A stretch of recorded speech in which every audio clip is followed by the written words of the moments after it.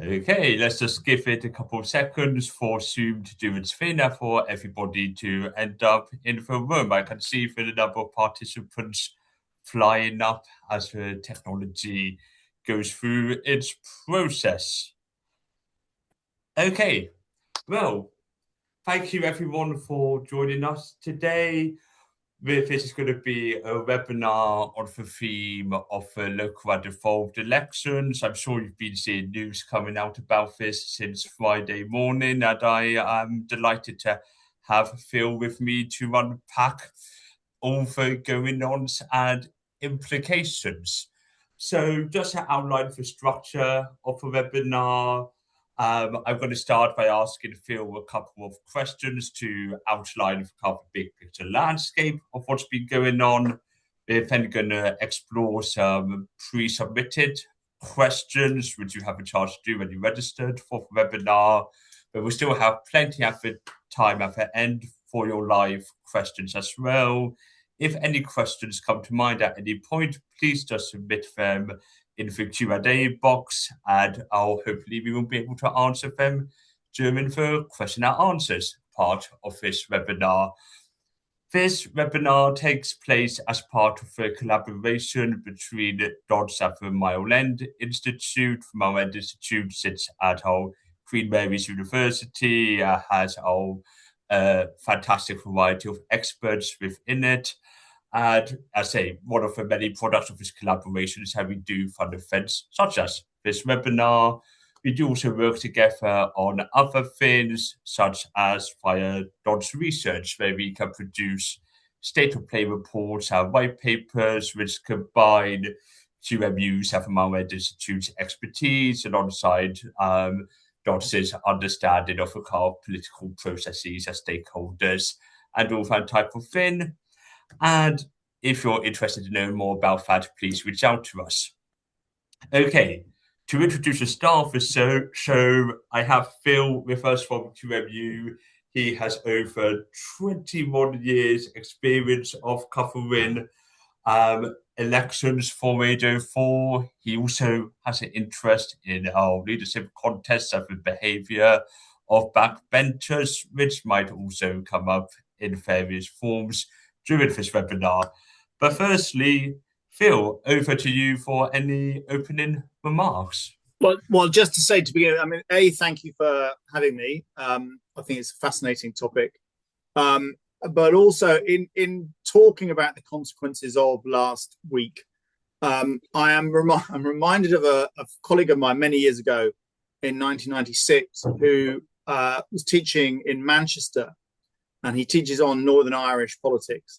And he'd set an exam paper, which was something along the lines of, is the war over?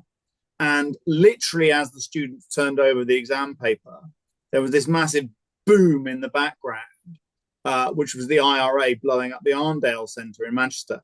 And a brave student, I suppose, would just have written the word no and then sort of left the room. And I'm very conscious as I deliver, 25 minutes of my thoughts on this topic, there could easily be a sort of electoral or a political boom in the background if someone resigns from the cabinet or similar. So I'm very much in discussing some of this. We're talking about a moving target, I think. And I don't claim my powers of prediction are any greater than many other people's. Yes, with that caveat, let's get started. Okay, no, that's a very reasonable caveat. And with all due modesty about one's powers of prediction, I think it's still fair to say, with your 21 years of experience, we're still very excited to hear your insights. And let's get started at that point. 21 years, you will be able to give us a lot of context what's going on. How does Thursday compare to previous local and devolved elections that you've covered? So I've been doing election on Radio 4 since 2005, and I've been pretty lucky. I mean, 2005 bluntly was a bit dull, if it's still interesting, but since then, the general elections have almost all been really quite interesting ones, and I covered the referendum as well. So there's been some pretty I've seen the word historic used a lot to describe Thursday, but I've sat in the studio for quite a few historic elections. In a similar way, I keep reading stuff about how last week redrew the electoral map of Britain. It will never be the same again, and so on. I mean, I understand exactly where these people are coming from, but some of them clearly have forgotten 2019, for example, after which we were told with very firm conviction by a lot of people that the electoral map had been completely redrawn. We were in a completely new political environment, and then 5 years later, it got redrawn again. One of the, just as a sort of aside, lots of people seem to grasp that what we saw on Thursday and have seen in other recent elections is caused by voters becoming more volatile, more willing to switch parties, more willing to change their votes. They don't seem to follow through on this to understand that therefore voters can become volatile in future elections. And just because we saw something really interesting on Thursday, which we did, no doubt about that, that doesn't mean we're not going to see changes going forward. What we're not sure about is the direction of those changes. Now, with all of that said, if I compare the local elections that I've sat through on Thursday night, and Thursday night was purely just the local elections because the devolved results came in on Friday, it was easily the most exciting and dramatic and professionally interesting set of election results. It was definitely the messiest. And just to give you an example of what I mean by that, the BBC used this system of what they call key wards because, I mean, even on this set of elections, there were 1,200 separate ward results on their key wards system that were going to be calculated out of the 5,000 or so from memory in total that were being stored. You can't track every single ward because there's too many. So you focus in on a large sample of keywords. In the first 9 wards, keywords to declare on the BBC system, we had 9 separate combinations of parties holding or gaining. So the first one was Conservative to Lib Dem. Then we had Conservative to Reform. Then we had Labour ward switching to the Conservatives. Then we had a Lib Dem ward switching to the Conservatives. Then we had a Labour ward switching to Reform. Then a Lib Dem ward switching to the Greens. Then we had a Residents' Association switching to Reform. And then we had a Green hold and so on throughout the night. And it was a very visible, because these are color-coded on the screen, it was a very visible reminder of just how fragmented the party system has become.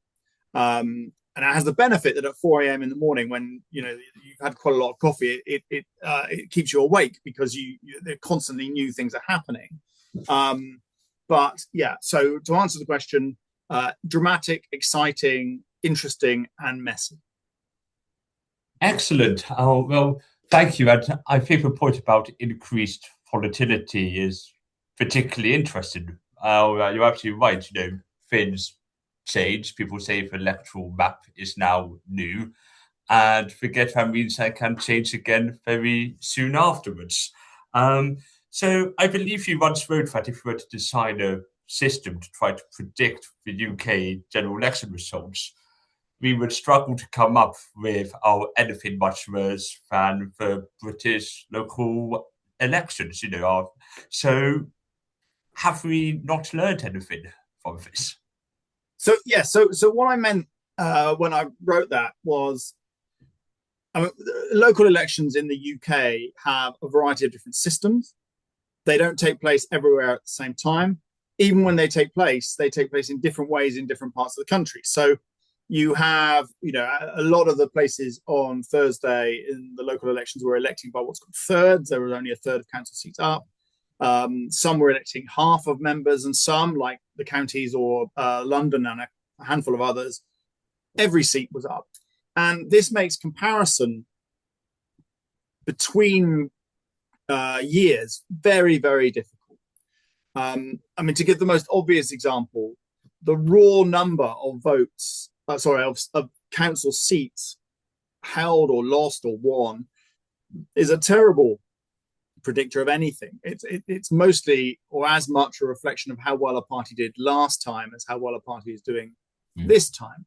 So one reason, only one reason, this is in no way to diminish what happened on Thursday, but one reason Labour lost lots of seats this time around was because last time these seats were contested, they won lots of seats. One reason, and again, not to diminish what happened on Thursday, but one reason Reform did really, really well in terms of seats gained on Thursday was because they basically weren't defending any seats. Every single seat they won was a gain. Now, sometimes the message is so clear that it cuts through even the difficulties of the British local election system. And to some extent, I think that was true on Thursday. But even Thursday, I think, is actually a little bit more complicated when you dig into the results than it first appears. So if we start with Labour, I was struck on Thursday because normally on local election night, there is a moment where a party finds something they can cling on to, right? So you use the line, bad night, but a mixed night. You know, we've been wiped out in every major city and you know, every other district, but we've held a ward in, you know, East Grimethorpe Parish Council. They didn't try that at all. They just the line clearly on Thursday was to take it on the chin and just accept these terrible results and a real shame for all the hardworking councillors that have lost their seats. And I can understand why, because the line that I'm about to give you is not a great one to give, but it could have been worse. I mean, in the year preceding Thursday, Labour were losing 3/4 of every local council by-election they fought, and council by-elections are a regular thing throughout the year, so they're a really nice measure, almost completely random where they occur, right? So you can take those and say, well, okay, that's actually how well we're doing. If they'd lost 3/4 of the seats they were defending on Thursday, they'd have lost around 2,000. So compared to that, only losing 1,500 is, you know, relatively good. Now, obviously, losing 1,500 councillors is not a sign of a party triumphantly on its road to victory, but it's not as bad as it could have been. And London in particular, I look at and think London could have been an awful lot worse. All the seats in London were up for grabs. So London could have completely changed colour in a way that some parts of the country couldn't, because only a third of seats were up for contest. Labour are still the major party of local government in London. They have more councillors, they have more councils, and they won a larger vote share than any other party. So I am always a bit wary of the it could have been worse argument, because almost every major catastrophe in history could have been worse. The Titanic could have been worse, but still, it could have been worse for Labour. It was also, and I think this has got slightly missed in some of the coverage, it was a pretty terrible night for the Conservative Party as well. And in some ways, one of the most interesting things about Thursday is that it is very common in midterm elections in local government, in British elections, for the governing party to get a bit of a kicking. Not usually as big a kicking as Labour got, but a kicking. What made Thursday so distinctive is that both the traditionally largest parties got a kicking. So the Conservatives ended up 563 seats down. Now, that's not as many as Labour, but they weren't defending as many as Labour. The Conservatives lost 41% of the seats that they were defending in that contest. And it turns out, by the way, given I mentioned the Titanic, that is almost identical to the casualty rate of first-class passengers on the Titanic. So there was actually they did almost as badly as the posh people on the Titanic in the election. That would be a bad result for a party of government. I've gone back to 1977, and I can only find 8 years in which a party in government did that badly, lost that many councillors in local elections. For a party in opposition to be losing that many councillors is truly terrible. And it would be a record were it not for the fact that last year they did even worse. So that's been 2 years in which this pattern has held. And I've seen some Conservatives try to present Thursday as if they were going forwards. the truth is really they're going backwards, but maybe not quite as fast as they were going backwards. But still, that's also not a triumphant route to victory. Now, at the same time, and conversely, whilst the election was good for other parties, and I don't want to be churlish here, because given some of the gains that both Reform and the Greens made, which were really impressive, and they are really impressive, I'm not sure they were quite as good as they could have been either.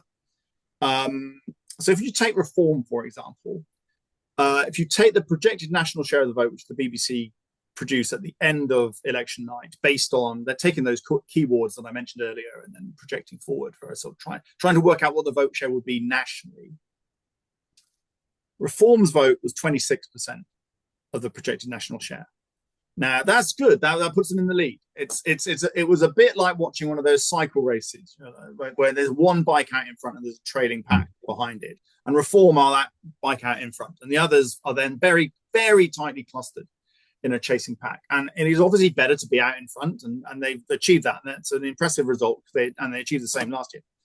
But last year, their projected national share was 30%. So they've dipped from 30% to 26%. Now, in case you say, well, how's that projected national share calculated? Sky News do a similar one with different people doing it, calculated slightly differently. Theirs was 27%, down from 32%. So the numbers differ slightly, but the message does not. Reform actually across the country performed less well this year than last year, even if they are still the party in front. And we would actually have expected this from the opinion polls, because in the opinion polls, Reform's poll share now is not as good as it was 12 months ago. And the Greens, they're very impressive in absolute terms. Their best local elections ever. So I don't in any way want to put sort of pour damp water on this. But you can't have anything other than damp water. So you know what I mean.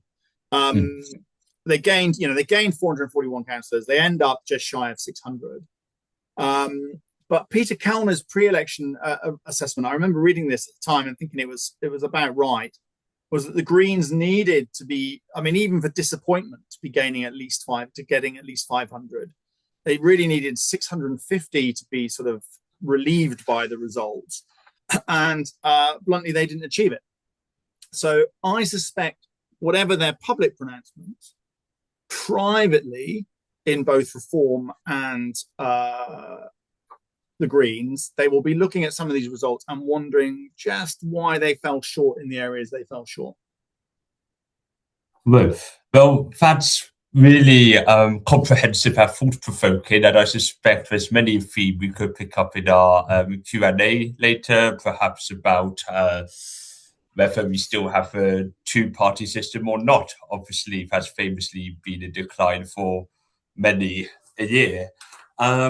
I guess, obviously, as you said it yourself, it wasn't just the local elections, there were also the devolved elections as well. So before we give Scotland and Wales fair turn, do you have any final comments on the locals? So yeah, just a few things on the locals before Scotland and Wales, not least because bluntly I'm better on the locals than I am on Scotland and Wales. So I want to give people their virtual money's worth. So three things, I think. The first is that those 21 years of covering local elections have taught me that one thing, which is that listeners get really annoyed if you treat elections solely as a prediction mechanism for a general election, because they've gone to the polls in some cases and voted on things like, quality of the roads or school performance and so on. And I'm very conscious that that's exactly what we've just been doing. We've ignored the fact that actually these were local elections for local councils. Now, the reason we're doing that is because there is always a national message here.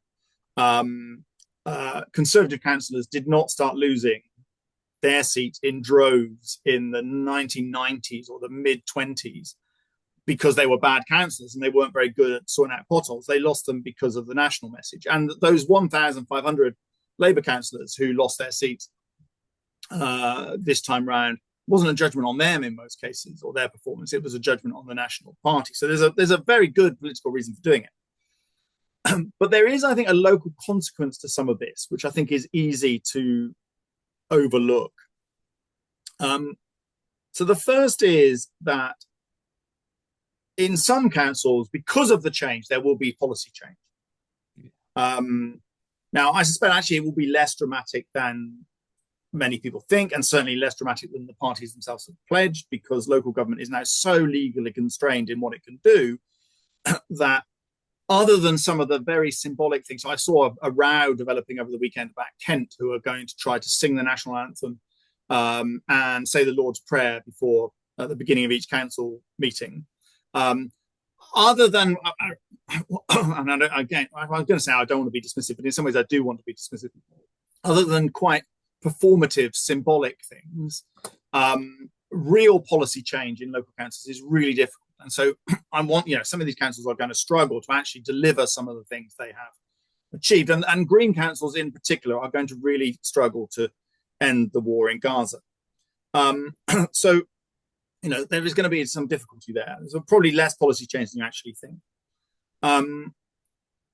But there are loads of new councillors coming in, often pretty inexperienced councils, and in some cases coming into quite difficult circumstances. So either because the council is financially very constrained already, well, most councils are, or because of the political circumstances in which they come in. So some of them will obviously come in and be able to form a sort of opposition bloc.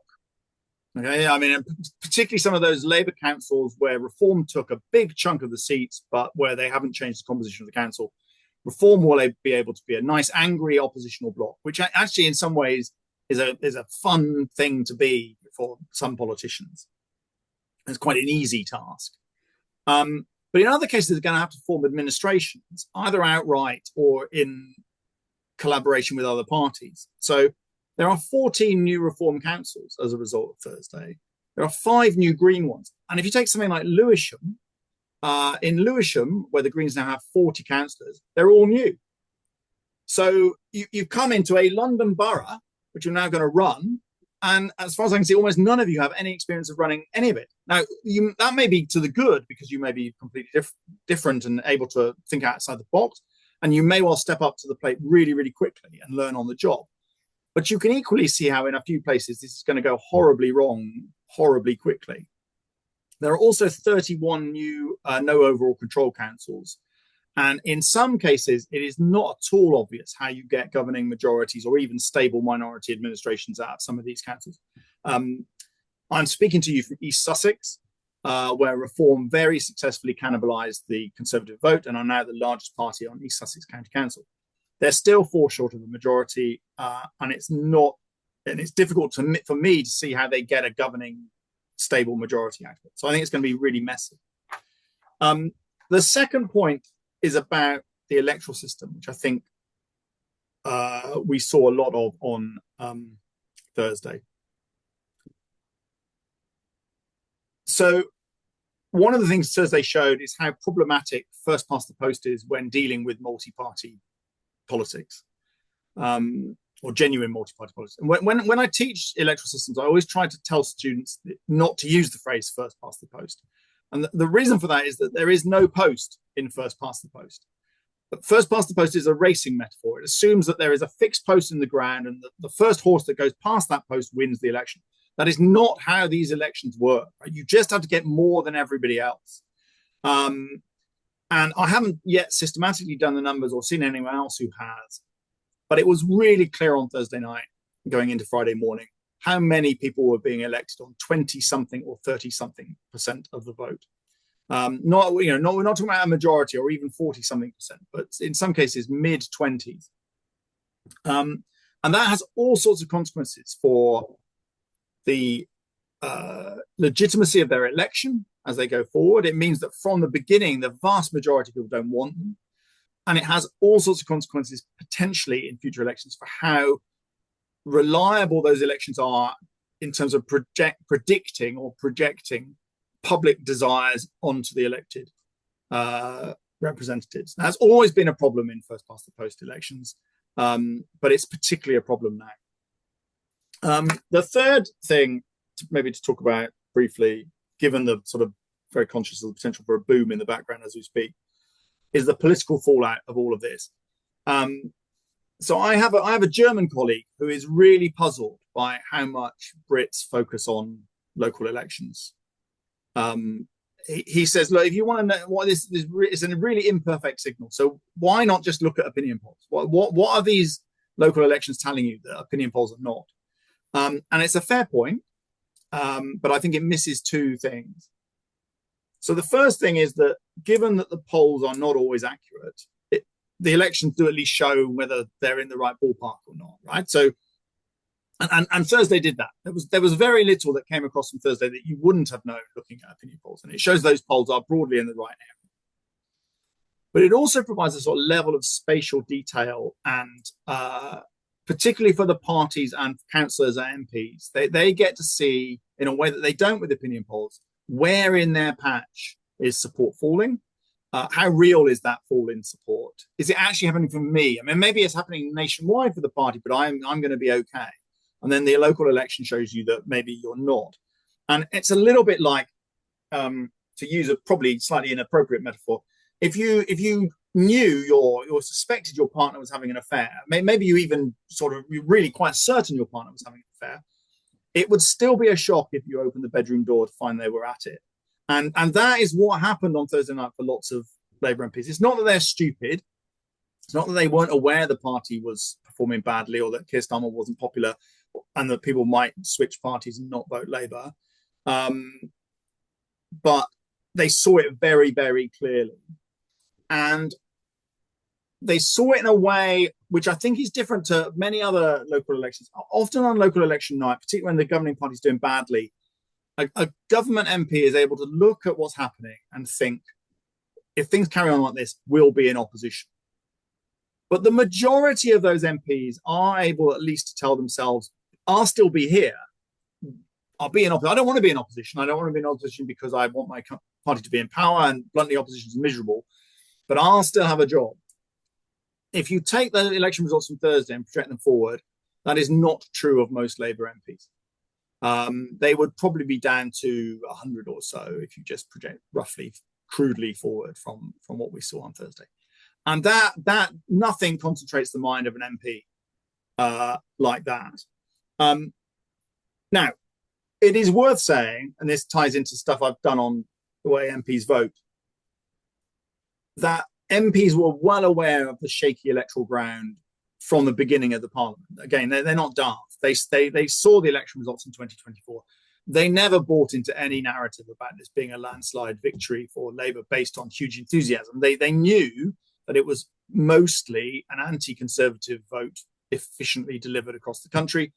And they knew, because they saw it from some of their colleagues, that if you weren't careful, you could easily lose your seat. I remember one saying to me very early on, nobody wants to be the next Jonathan Ashworth or Thangam Dabinair, right? They could see what could happen very early on.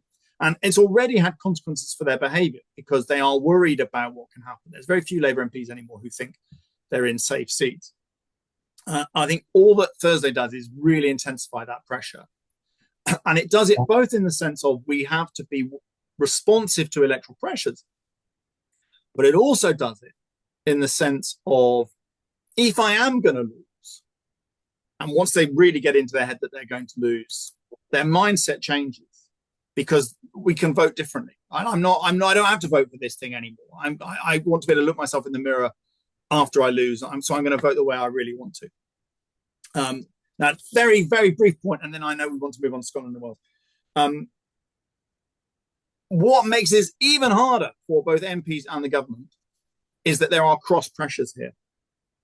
So to give you an example, an obvious but flawed conclusion from Thursday is Labour do badly, Reform do really well, take loads of seats off Labour. Therefore, we must shift our position more to appeal to the people who are voting Reform.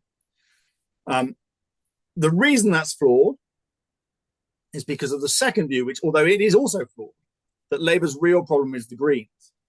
Either directly, as in London, where they take votes and seats straight off Labour, or indirectly in other parts of the country, where they take votes off Labour, but by taking votes off Labour, give the seat to Reform. And there's some evidence for the latter, both in opinion polls and in results on Thursday. So Labour's vote fell most where the Green vote went up most on Thursday. But the thing that Thursday did show, I think, very clearly is that both of these things are true at the same time. So it is true that for the most part, the biggest threat to the Labour Party is the Green vote, because the Greens are taking votes off Labour and thus lowering Labour's share of the vote. But there were also on Thursday plenty of evidence of direct vote switching. Some of the very earliest results, I remember from a council outside of Liverpool, where there were 50% Labour to Reform swings, the sort that I've never seen before doing any of these election night programmes. And that was true clearly as well in parts of the Midlands. So different Labour MPs will be aware of different pressures, and they'll be pushing up different views, therefore, to the government. And that makes responding to this even harder. And there's probably enough about local elections. I mean, it's a brilliantly comprehensive and complicated picture, but you're right. I suspect many people are also interested in devolved elections. So let's now focus there. And I can see there are some local election questions in the Q&A box, which we can return to when we get to that point, such as about how the Lib Dems have done. Okay, so on to devolved. I think it's fair to say that Wales is probably the devolved election where there's been the most notable change. So for the weekend, we have the news that Plaid Cymru would seek to have a minority government within Wales. Obviously, this is new to everybody here because Wales has been our voting Labour, I believe, for longer than any of us have really been alive. So can you give any sense of how we might expect the devolved government in Wales to function? Okay, so let's start actually with that last point, because I think it's a very good one. We are in a political environment in which there is nobody alive who really knows how to function in this level of multi-party politics, because the last time we saw this in the UK it was in the 1930s, 1920s and 1930s. And so we are all adjusting to a sort of new climate. Some are adjusting better than others. And I'm also, I alluded to this earlier, I'm very happy to be open about the fact that one reason why I've gone on more about the local elections in Scotland and Wales is because I think I know more about the local elections in Scotland and Wales. I'm really struck, actually, over the last 20 years by both how sort of balkanized coverage has been of elections, and at the same time connected to that, so how academic expertise has become slightly balkanized. So most of the experts on Welsh politics are in Wales, most of the experts on Scottish politics are in Scotland. And it's not that they don't talk to one another, but they've become much more sort of nationally regionally focused. And as a sort of slightly humorous aside to this, I was asked in this set of elections to write a short piece for a post-election analysis of the elections in Scotland, which was going to give the views from England, how the election looked from England. Mm. So for 3 months leading up to the election, I took notes on every conversation I had about the Scottish elections. And they've decided not to publish this because it basically consisted of blank pieces of paper. I mean, if you put aside the professional conversations I had with journalists and so on, I did not have a single conversation with anybody about what was, even though the consequences for the future of the UK in both Scotland and Wales were really obviously quite dramatic. I am going to answer the question about Wales because I think it's really important. But I think the single most important thing about the elections on Thursday and the results on Friday is that in both Scotland and Wales and in Northern Ireland, we now have, or will have, once things are, once the dust has settled and the formal process has been gone through, since technically we don't yet have first ministers on, but we will have the devolved nations headed by parties and politicians whose expressed desire is not to be part of the United Kingdom. Mm. And so that's not devolution, that's not further devolution, that's, the formal position is formal independence. Now, we are probably not going to get there anytime soon because, in Wales, they've explicitly said they're not going to pursue a referendum the first term of applied government. John Swinney did not get a single party majority in Scotland to pursue independent second referendum, even though he almost certainly has a majority with the Greens if he wanted to go down that route. And Sinn Féin are constrained by all sorts of other things in Northern Ireland. But still, the pressures that is going to create within the system is going to be really difficult, both for the 12 countries and for Westminster in dealing with it. And I think that is the single biggest consequence of Thursday. In Wales, I'm not surprised they're pushing ahead with a minority administration. As soon as I saw the figures bedded down, you can get a coalition government out of that, but it's not clear to me why you would get a coalition government. It's not clear to me what interests it would be in for Plaid to bring in the Labour MPs, given there are so few of them, into coalition. So what's going to happen, and I don't think there's any doubt about the initial stages of this, they have to appoint a presiding officer, so that will change the party dynamics slightly because it'll take out one person from the numbers. That person is not yet decided. Then there will be the vote on the appointment of the First Minister. My understanding is that Labour have already said they will abstain on that, and therefore Plaid will be able to win the vote to become formally the party of government and have the First Minister.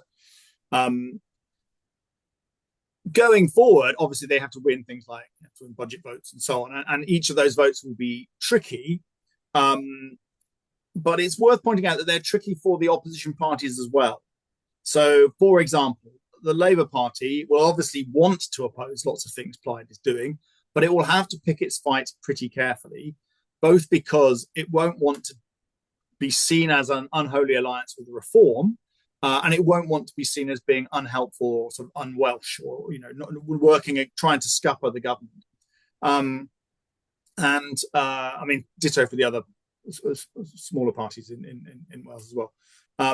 So it will be a tricky existence, but we've seen before in devolved government, you can govern as a minority, sometimes doing deals that you might not, in retrospect, necessarily talk an awful lot about, like the SNP deals with the Conservatives in the first SNP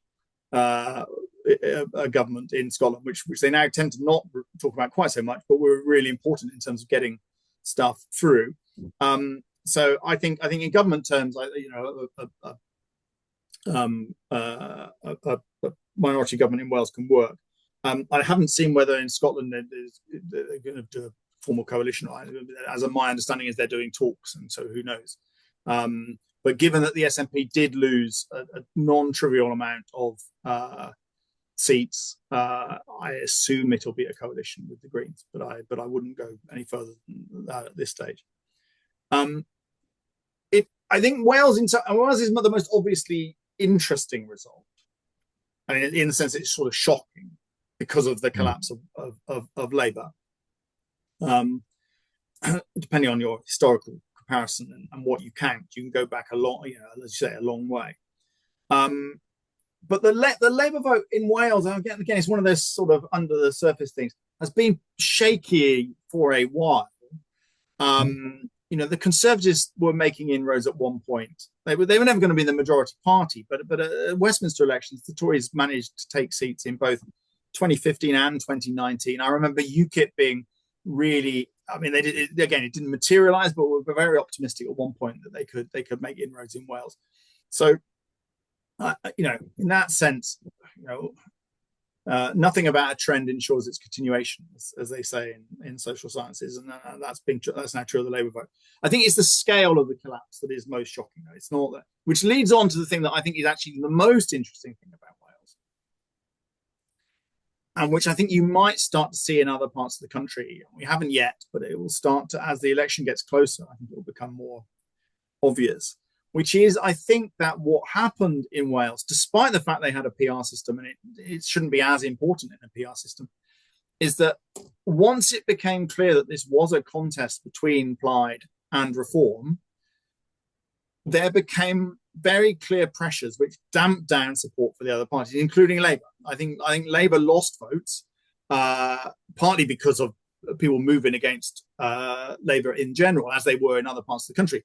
But particularly in Wales, once it became clear that it was going to be a contest between Reform or Plaid. People on the left swung behind the Plaid vote in a way that they might not otherwise have done.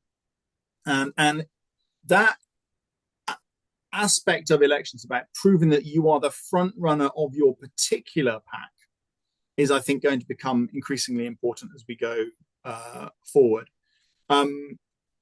In Scotland, I mean, I other than the fact that the SNP are still in power, which in itself is remarkable given everything that's happened. It is, it doesn't strike me as surprising that turnout in Scotland was noticeably down this time. It was an election in which, grudgingly, but willingly, but with maybe not a lot of love, they returned a government. But again, what's most striking there is both Labour and the Conservatives do catastrophically badly. No, thank you. I think, again, some really good points. Particularly, I draw the point on the SNP Conservative coalition. I cannot remember the last time I ever heard anybody speak about that. So, no, it wasn't a coalition, but it was deals. It was the sort of deals that you need to get through minority government. So I don't say it with any sense of criticism. They managed as a minority administration doing deals all over the place, and that's what Plaid Cymru will be doing, I guess. And if the SNP don't form a majority coalition, is what the SNP will be doing. Now, that would be very interesting to see how it works. I'm going to open it up to our questions, both pre-submitted and ones I can see in the chat. I'm going to combine a question. I can see a theme that has emerged here, which is basically about young voters. So we had a pre-submitted question about youth turnout and whether we should be worried that young people are no longer engaged in or believe in democracy. And we've had a question submitted about the preferences of 16 and 17-year-old voters, which do not appear to be that of voting for the main parties. However, that will undermine the prospect of 16 and 17-year-olds being given the vote for this coming general election. So kind of a big picture question about young voters. Okay, well, let's start with turnout in this particular case. And I can start with a mea culpa, because at the beginning of the election night program on Thursday, we started to get these anecdotal stories of queues at polling stations, and anecdotally from people, observers, that turnout seemed high. And I was incredibly sniffy and skeptical. And the reason I was sniffy and skeptical was because this is a regular feature of election night coverage. Is someone says, "Oh, turnout's really high, really, really high," and then it turns out it's up by 1 percentage point or something, or down by 1 percentage point. And usually, if there's a queue at a polling station, it's because the polling station is not well organised, or because someone has come along without voter ID more recently and is trying to insist that they can still vote, and they're having a huge argument about it, and everyone's backing up. It's usually not a sign of turnout going up. Turnout was, however, up in these local elections. It was up by about 8 percentage points to sort of somewhere in the low 40s. It's still not great, but it's a lot better than it has been. And in some seats, it's no longer that different to what you get in general elections. Youth turnout is a slightly different issue, but obviously related. I mean, youth turnout goes up when all turnout goes up. And down when all turnout goes down, but it just goes down more than the rest. The young people no longer believing in democracy claim is one I hear a lot. It's based, if it's based on anything, it's based on very slim evidence. Most of the evidence from, for example, the British election study shows that young people are more trusting in democracy than older people. What young people aren't is more likely to vote. But that's a slightly different thing from believing in democracy. And there are several reasons for this. I mean, one of them is that a belief in a duty to vote is strongest amongst the oldest and weakest amongst the youngest. And actually, in many cases, it's your belief that it's a duty to do it that gets you to the polling station. It is, as every first-year undergraduate on a politics course is taught, bluntly not rational to go and vote, given your chance of changing the outcome is so slim and so on. So if you are simply doing it on some sort of calculated instrumental reason, you wouldn't bother. But the reason that most of us go is because we've been told by our elderly relatives that one or more of them didn't have the vote when they were younger and so on, and that effect is dying out. Now, 16 and 17-year-olds, and I should begin this answer by saying that personally I am not in favour of lowering the voting age. I think it's one of the dafter things the Labour government has done. The voting age should stay at 18, but it isn't going to. It will drop to 16 or 17, and when it drops to 16 or 17, I predict very little except A, the turnout of 16 and 17-year-olds will be poor compared to the rest of the population, and B, I think it is unlikely Labour are going to benefit from this. I suspect plenty of them thought they would, because previously they'd found lots of 16 and 17-year-olds were pro-Labour or at least anti-Conservative. And what they hadn't factored into account is that by the time they actually did this, they'd be in government, and therefore 16 and 17-year-olds wouldn't like them. There's precedent for this back in Wilson's government when he lowered the voting age from 21 to 18. There's no evidence that Wilson benefited from that in 1970, and I don't think there's going to be any benefit that Labour will accrue. If anything, they will probably suffer at the polls as a result of it. However, the effect will be marginal. It's a tiny group of people, most of whom won't vote, or many of whom won't vote, and it will affect the outcome in almost not a single constituency. Okay, well, thank you, Phil. I am going to say we have a lot of questions at roughly 12 minutes now, so we are going to go. Sorry. No. These are deep questions. I appreciate it's hard to answer quickly, but we are going to now go more rapid fire. So we've got a question from David Bean, which I think is a really important question about Scotland. So the question is, does Scotland have an official or main opposition status of any significance? If so, given that Reform UK and Labour are tied for second place with 17 seats, what does this mean? So my understanding is that where this will really matter is who gets to ask the first question at First Minister's questions. My understanding is that is still to be confirmed. It's not written down in standing orders. The Parliamentary Bureau will decide this when they meet. It would matter much more at Westminster, and the reason it would matter much more at Westminster is the number of questions that the official opposition get compared to the third party is asymmetric. My understanding is in Scotland it's not. That the leader of each party will get to ask questions. So it matters less, I think, but obviously asking it before the other person probably does. If I was the Parliamentary Bureau, which I'm not, I would rotate it, have Reform 1 week, Labour the next, and so on. But I don't know what they're going to do. Cool. Excellent. Thank you. Okay, I'm going to go to one of our pre-submitted questions now, which is, what are the implications of these elections for independent candidates? So it's really interesting, isn't it? You've got a very fragmented electorate, very volatile electorate, but you don't have a huge surge in independent candidates. I mean, if you look at what really happened on Thursday, was a story about political parties. It was about Reform, about the Greens. There's some independents doing okay. I mean, up net, they were up by 34 seats in the local elections, but with a massive churn there. They lost lots at the same time as they gained lots. Residents' associations, which used to be quite big in local government, I mean, they lost 31 seats, down yet again. I mean, and Scotland and Wales, we're not talking about independent candidates, we're talking about parties. I'm struck, even talking about parties, that your party did not do particularly well on Thursday. We haven't talked about them at all, and most of the coverage hasn't talked about them at all. And parties, bluntly, are really important in helping people get elected. They're the ticket to ride.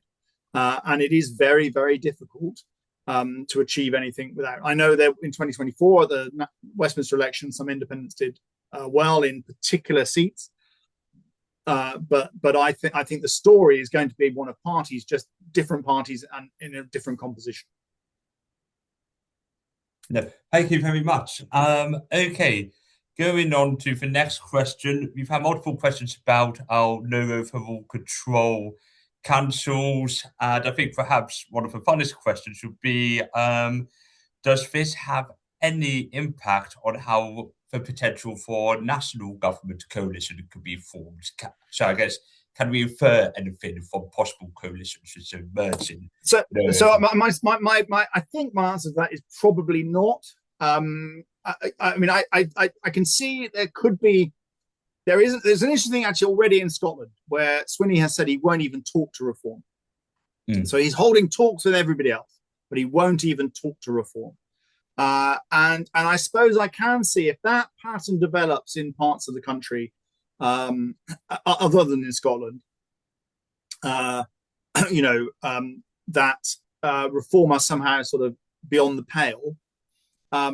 That might have some knock-on effects, but equally, I assume that the only people that reform would do a deal with anyway at an election would be the Conservatives, and I'm assuming the Conservatives will do deals with reform in local elections, in local councils. From memory, but this is from memory, so if I get this wrong, I mean, please don't quote me on this. Check it. Before 2010, and the deal between the Lib Dems and the Conservatives, there was some evidence of Tory Lib Dem deals in local government, and in that sense, it was a slight precursor to what happened.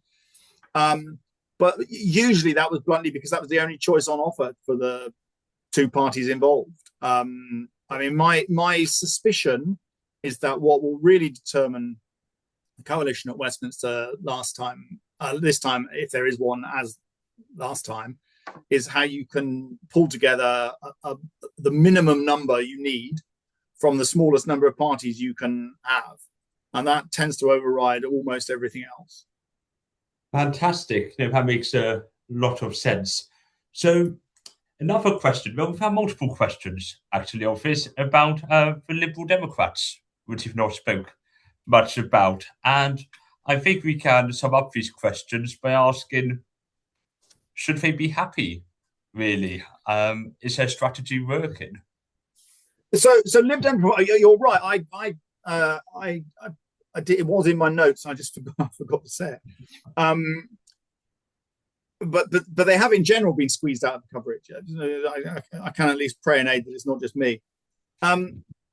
So I think that there is the problem for the Liberal Democrats is obvious, which is they're getting squeezed, and they're no longer the obvious protest vote in parts of the country that you can, if the government's unpopular in some of these places, you would previously have expected Lib Dems to do well. And they are finding the increased competition in the media environment obviously very difficult. On the other hand, this was, I think it's the 8th consecutive year in which they've gained seats in local government. They are, and again, I would have to check this, they're either the largest or the second largest party in English local government combined.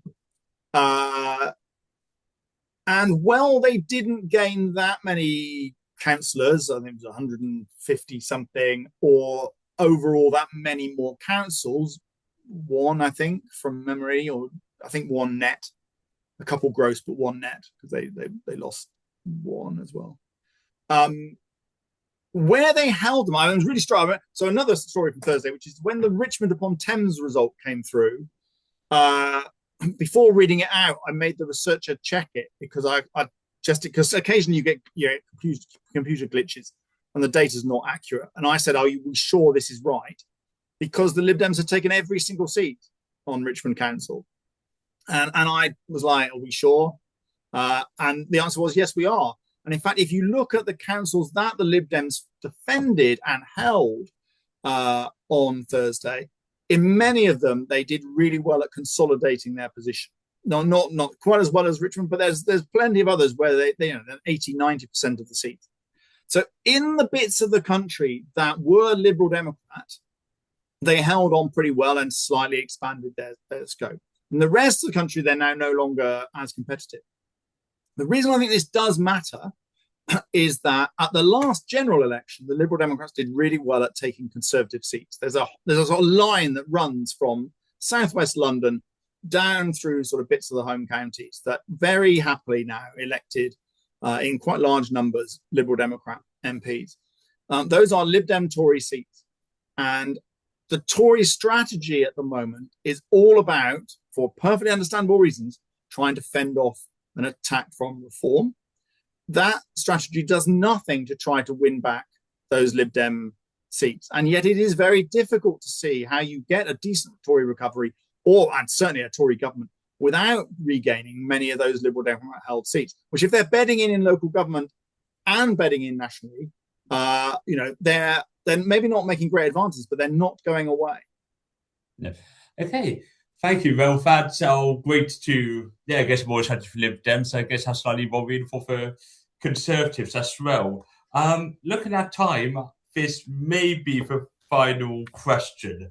I think we're quite interested on upcoming by-elections in Scotland and whether we think they're going to follow the same pattern as for Scottish parliamentary elections, or do you think the dynamics are going to be different because you're electing an MP instead? What will matter in any by-election, any Westminster by-election, and this will be true in Scotland, but it'll be true throughout the rest of the country, in the remainder of the Parliament, will be about who are the two front runners in the pack. So it's not just that it's about is it a Scottish, is it different? Is it because it's Westminster or even the electoral system? It's that once you're elected, it is the electoral system. Once you're electing for Westminster in a by-election, as at the next general election, what will matter will be who is perceived to be and then establishes themselves as the two front runners, because those two front runners then can squeeze the rest of the vote as best they can. That's what you saw in the Cowley by-election in Wales, which then led to what you saw in Wales in Plaid, and it's what you saw in the recent by-election in England as well, where it became seen as a green UKIP, a green reform fight. And once it's seen like that, the Labour vote gets squeezed and the Lib Dem vote gets squeezed. Excellent. Well, thank you so much, Phil, and apologies for rushing you at the end there. There were just lots of good questions to get through. You've been very generous with your time, and I think we've all learned a lot. Just a couple of closing remarks. If you've got any questions that you still have, a desire to be answered, I will encourage you to email your political consultant, and they can talk to it. I would also note that Phil does have quite a wonderful book on, I believe, 50, is it political oddities or Westminster oddities? It's called The Smallest Room in the House, available from all good bookshops and Waterstones. There we go. So if like me, you've enjoyed hearing Phil talk today, I will encourage you to go and pick up a copy. It's unfortunate we lack the time to hear one of the oddities, but I'm sure you'll be able to find it nearby. And I hope you all join me in virtually thanking Phil for his time and expertise today. Thank you very much. Thank you very much.